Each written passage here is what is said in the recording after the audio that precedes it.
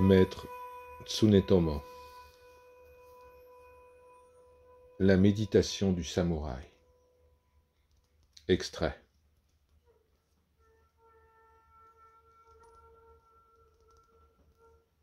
Que les gens soient riches ou pauvres, vieux ou jeunes, éveillés ou confus, ils se ressemblent tous, car ils mourront un jour.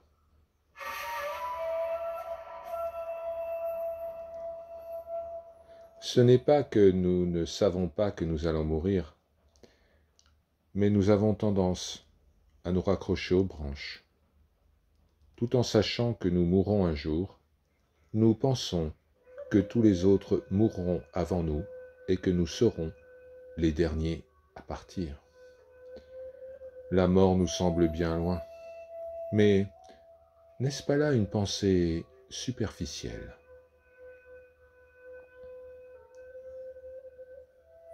Il n'est pas judicieux de penser de cette manière et de faire preuve de négligence. Dans la mesure où la mort est toujours à la porte, il faut sans relâche poursuivre nos efforts et agir chaque jour.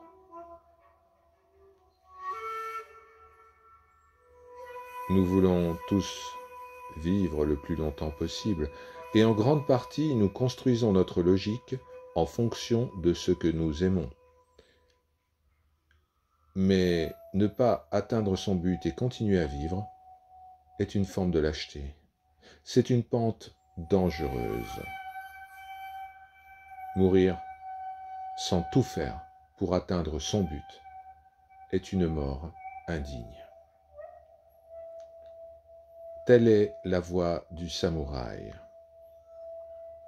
Si en rectifiant son mental chaque matin et chaque soir, on est capable de vivre comme si son corps était déjà mort, on obtient la libération. La vie d'une telle personne sera irréprochable et elle réussira dans sa vocation.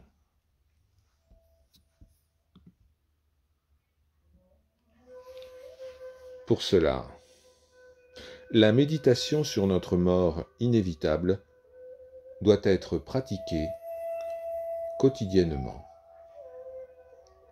Chaque jour, lorsque notre corps et notre esprit sont en paix, il faut imaginer que nous pouvons être blessés, emportés, jetés, frappés, secoués, tomber, mourir de maladie, etc.